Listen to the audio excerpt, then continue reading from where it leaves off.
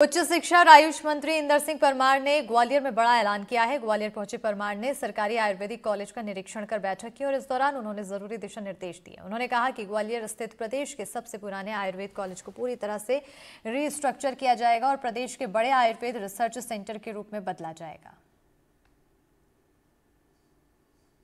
व्यवस्था जिसमें जो अनुमोदन करने का और बड़े निर्णय करने का वो इसे पेंडिंग पड़े थे, क्योंकि आज़ादी के पहले का 1916 का सबसे मध्य प्रदेश का आज के मध्य प्रदेश का सबसे पुराना आयुर्वेदिक कॉलेज है और इस कॉलेज की प्रतिष्ठा को स्थापित करने के लिए हम व्यापक बदलाव करने पर सहमति बनी है।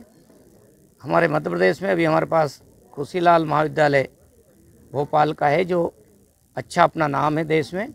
हम एक इस महाविद्यालय को भी उसी रूप में स्थापित करने जा रहे हैं। आगे जा कर के यहाँ भी रिसर्च की व्यवस्था होगी। रिसर्च बेस्ड आयुर्वेद हो, ये भारत का मंत्र है। उस मंत्र को आगे बढ़ाने का काम ग्वालियर के इस आयुर्वेद महाविद्यालय में होने वाला है।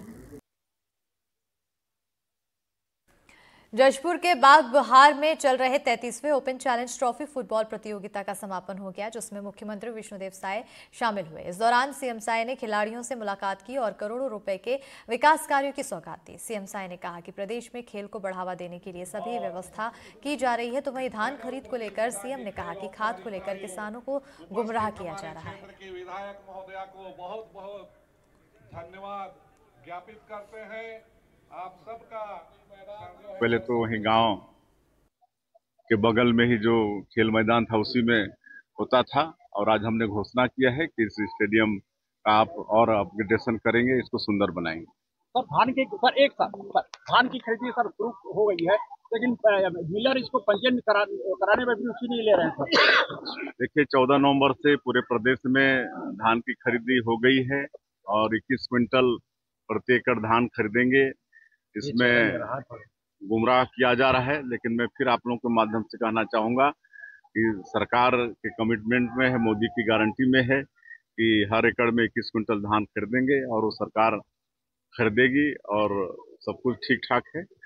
और सरकार बहुत ध्यान दे रही है कि किसानों को किसी भी तरह से धान बेचने में परेशानी मत हो।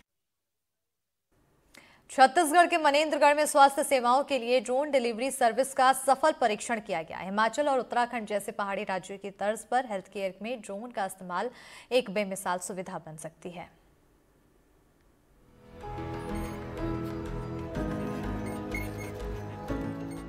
आज से कुछ साल पहले अगर किसी ने हवाई माध्यम से डिलीवरी की बात कही होती तो शायद उस बात को असंभव सा माना जाता, लेकिन अब ड्रोन का इस्तेमाल सामान की डिलीवरी तक के लिए किया जा रहा है। ड्रोन रिमोट इलाकों में डिलीवरी का बेमिसाल माध्यम बन सकता है। इमरजेंसी सर्विसेज के लिए ड्रोन का इस्तेमाल क्रांति ला सकता है।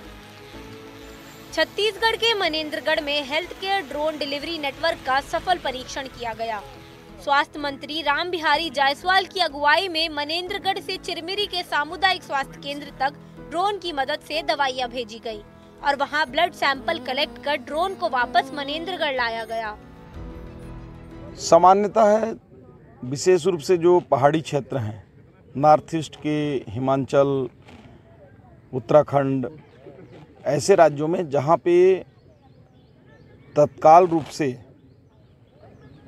ब्लड सैंपल लाने में या दवाइयाँ भेजने में जहां दिक्कत होता है, जहां 2 घंटा 3 घंटे का सफ़र हो जाता है और ट्रैफिक वगैरह की वजह से समय पर ब्लड सैंपल नहीं पहुंच पाने में, दवाइयाँ नहीं पहुंच पाने में असामयिक मृत्यु भी हो जाती है। कई लोगों को इससे दिक्कत भी होती है।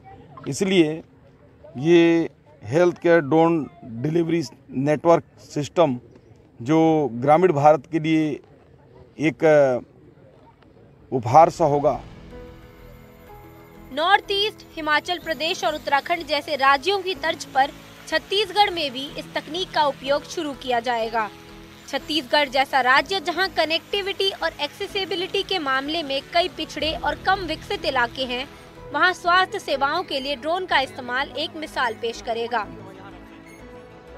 Bureau report, NDTV, Madhya Pradesh, Chhattisgarh.